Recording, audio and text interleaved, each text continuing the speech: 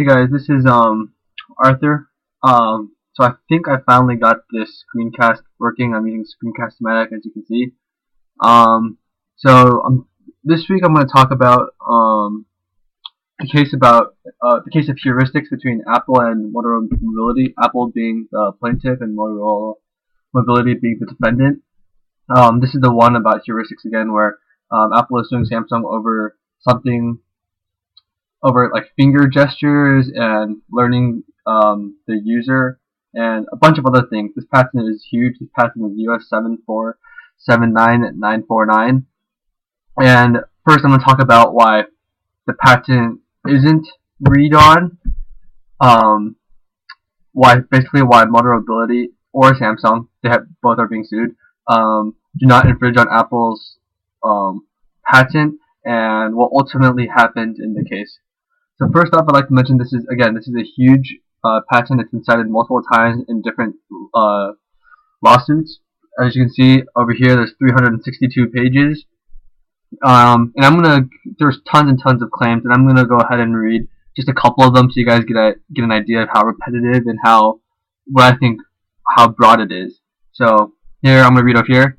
In some embodiments, the peripheral interface, the CPU, and the memory controller may be implemented on a single chip, such as a chip 104. And 104 refers to a drawing. There's about 150 pages of drawings and about 150 pages of writing.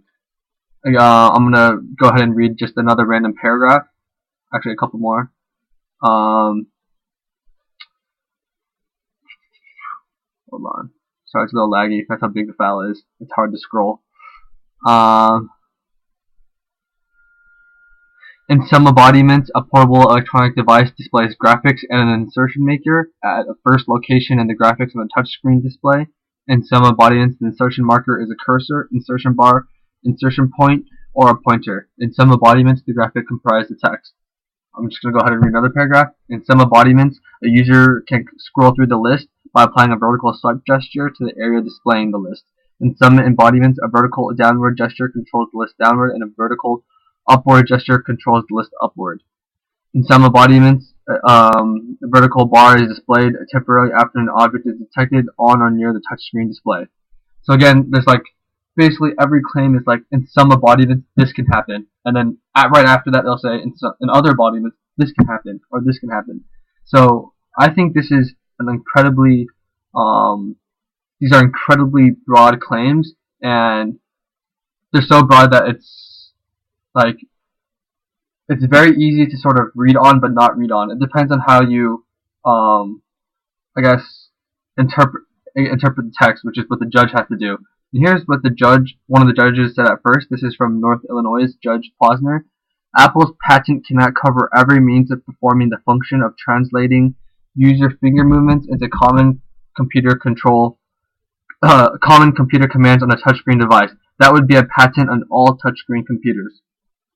So this is sort of the preliminary decision where the judge thinks that the patent is way too broad, and therefore it's unfair to say that a patent can read on something that's too broad, right? It's like saying, it's like having a patent on everything, and a patent on everything is a patent on nothing, essentially. I think that's the biggest point I'm trying to make about why Samsung and Motorola Mobility do not infringe on Apple's touchscreen gesture.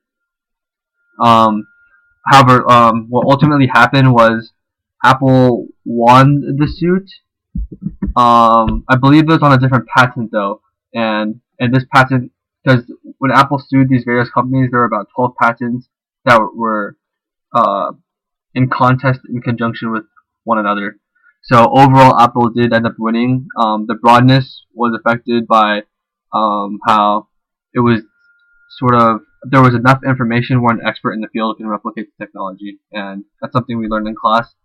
Again, I'm not a lawyer, so I don't know how that happened. I just personally think it's too broad. I don't see how you can have any read-on claim, because you're trying to essentially copy something that's too broad, right? Again, patent on everything is a patent on nothing.